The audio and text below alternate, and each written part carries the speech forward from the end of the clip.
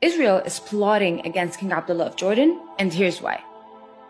As reported in Haaretz Israeli newspaper, the Israeli right government has some interesting plans. These include terminating the Israeli-Jordanian peace treaty because it recognizes Jordan's custody of Al-Aqsa Mosque in Jerusalem, an important Islamic site. So by revoking the treaty and removing Jordan's control over the mosque, Israel would then be free to demolish it and build a Jewish temple in its place. That's the Zionist plan.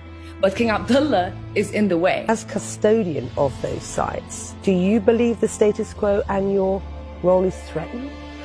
If people want to get into a conflict with us, we're quite prepared.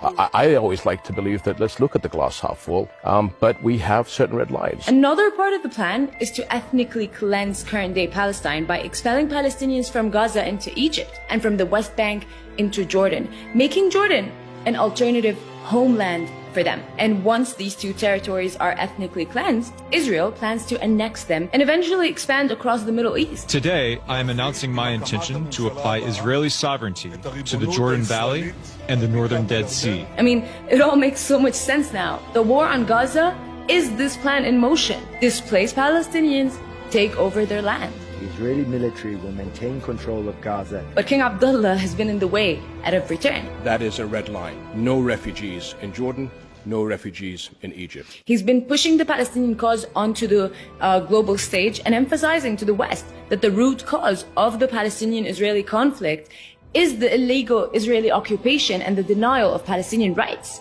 And this has caused several world leaders to change their stance. For example, after meeting with the king, Belgium's prime minister pushed for an immediate suspension of the EU-Israel Association Agreement and an international criminal court investigation of Israel. So King Abdullah's strong stance against Israel's annexation plans and his refusal to allow the displacement of Palestinians infuriates Israel. Because without Jordan as an alternative homeland for Palestinians, Israel's annexation plans are at risk. You see, the apartheid state wants an exclusively Jewish homeland, and without a place to expel Palestinians into, they would stay. And so even a successful annexation of the West Bank and Gaza, Israel would be forced to become a binational state. I mean, in this scenario, Israelis and Palestinians would have to live together with equal rights, God forbid, including voting and representation in the Knesset. And that's a nightmare for Israel.